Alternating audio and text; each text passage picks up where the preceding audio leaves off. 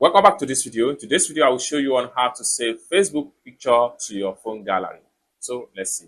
But before we dive into the tutorial, if you find this tutorial useful and you are very new to this channel, remember click on that subscribe, turn on notification bell for more useful tutorial like this.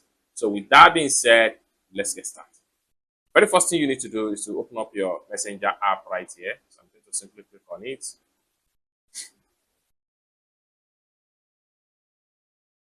After you open up your Messenger app, next thing you need to do is to simply click on this three slider from the top, just like so. Next thing you need to do is to simply click on this setting icon.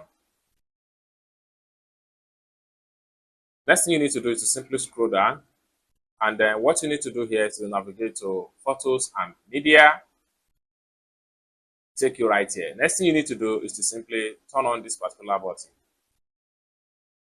With that, any picture, whether screenshot or download picture, will be automatically saved to your phone gallery without any stress. I hope you really got value for this video. If you find this video useful, give this video a big like, and also remember to subscribe to the channel for more useful tutorial like this. Thank you so much for watching, and I hope to see you in my next video.